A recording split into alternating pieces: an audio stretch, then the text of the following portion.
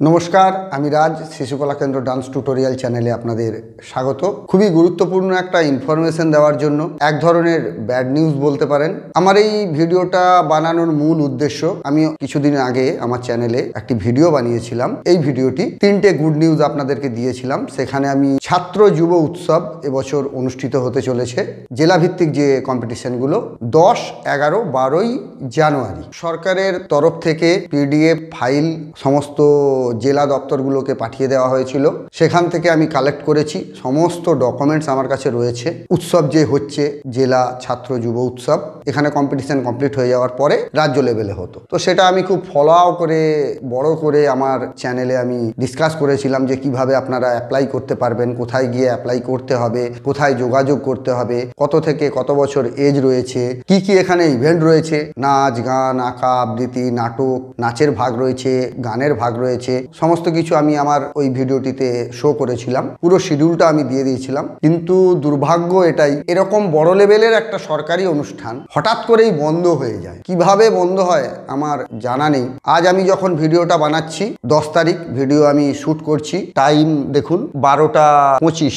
এই মুহূর্তে কম্পিটিশন শুরু হয়ে যাওয়ার কথা সমস্ত ডিস্ট্রিক্টে। বিশেষ করে আমি যেখানে থাকি পূর্ব মেদিনীপুর ডিস্ট্রিক্টে আজ ভারতনাট্যমের কম্পিটিশন ছিল, তার সাথে আরো অনেক ইভেন্টের কম্পিটিশন ছিল। স্টার্ট হয়ে যাওয়ার কথা, 10টা থেকে শুরু হয়ে যাওয়ার কথা, মানে এতক্ষণে অনেক কম্পিটিশন হয়ে যাওয়ার কথা। সেখানে কিছুই হচ্ছে না। আজ পুরো কম্পিটিশনটাই বন্ধ হয়ে গিয়েছে, ছাত্র যুব উৎসব বন্ধ হয়ে গিয়েছে। যে কারণেই জরুরি ভিত্তিতে আমাকে ভিডিওটা বানাতে হচ্ছে। আমার অনেক লেট হয়ে গেছে। আমি অ্যাকচুয়ালি ভিডিওটা কাল বানাতে পারলে খুবই ভালো হতো। আমার নিজের কিছু পার্সোনাল কাজ ছিল, এছাড়াও আমি এই ইনফরমেশনটা পেতে অনেক দেরি করেছি। মানে বিভিন্ন জায়গা থেকে ইনফরমেশন পাওয়ার চেষ্টা করেছি। কেউ বলছে না হবে, কেউ বলছে না হবে না। সরকারের তরফ থেকে নাকি একটা নিউজ চ্যানেলে দেখানো হয়েছে যে ছাত্র যুব উৎসব এবছরের জন্য বন্ধ। আমি জানি না, আমার গার্ডিয়ানরা কিছু এসে বলেছে, আমি শিওর ছিলাম না। আমার ছাত্রীরা যারা ফর্ম ফিল আপ করেছিল তারা ফোন করেছে, তারাও শিওর হতে পারছিল না। আমার ব্লক লেভেলে যারা সার্ভিস করে আমি তাদেরকে বলে রেখেছিলাম, তারা ফোন করে কালকে রাত্রে জানালো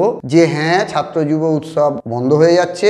এমনকি ব্লক লেভেলের একজন অফিসার, সে নিজেই জানতো না যে উৎসব বন্ধ হচ্ছে। সে কালকে ফোন করে জানতে পেরেছে উপর মহলে যে উৎসব বন্ধ হচ্ছে। তিনি জানেন যে আজ থেকে কম্পিটিশন স্টার্ট হচ্ছে, আজ থেকে ছাত্র যুব উৎসব ডিস্ট্রিক্ট লেভেলে শুরু হচ্ছে। কাল পর্যন্ত তিনি জানতেন, কাল দুপুর পর্যন্ত, দুপুরের পর তিনি জানলেন যে না হবে না। মানে এরকম পরিস্থিতি। আমি অবাক হয়ে যাই, এত বছর ধরে যেখানে এই উৎসব হয়ে আসছে, প্রথমে ব্লক লেভেলে হতো, ডিস্ট্রিক্ট লেভেলে হতো, তারপর রাজ্যে হতো, রাজ্যের পরে ইউথ ফেস্টিভ্যাল ন্যাশনাল লেভেলেও হয়। তো এত বড় একটা ইভেন্ট, এত বড় একটা কম্পিটিশন, এত বড় একটা ফেস্টিভ্যাল হঠাৎ করে একদিন দুদিন আগে কি করে ক্যান্সেল হয়ে যায়। তার থেকেও বড় কথা, এখনো কোনো ব্লক লেভেলের অফিসার শিওর নয় যে এই উৎসবটা এবছর হবে না হবে না, পুরোপুরি বন্ধ নাকি পরে হবে। কেউ বলছে যে এখনের মতো বন্ধ, পরে হবে।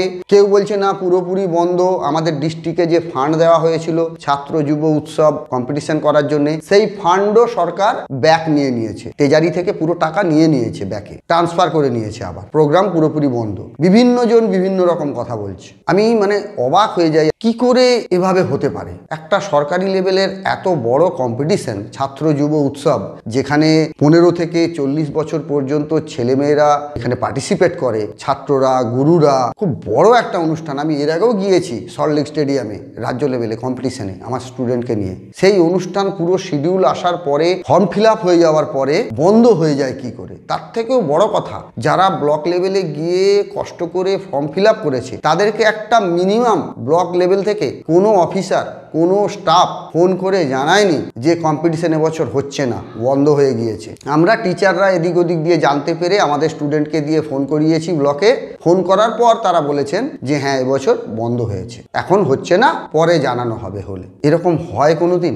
আপনারাই বলবেন কমেন্ট করে যে এরকম সম্ভব কিনা। আর নাম্বার 2, আপনারা যদি কোনো অন্য ডিস্ট্রিক্টে থাকেন অবশ্যই আমাকে কমেন্ট করে জানান যে আপনাদের ডিস্ট্রিক্টেও কি সেম জিনিস হয়েছে, বন্ধ হয়ে গিয়েছে। আমার যেটা মনে হচ্ছে এটা পুরো রাজ্যেই বন্ধ হয়ে গিয়েছে, সমস্ত ডিস্ট্রিক্টে। কিন্তু আমি তো জানি না। আমি একটা ডিস্ট্রিক্টের খবর পেয়েছি, সেখানেও হচ্ছে না, বন্ধ।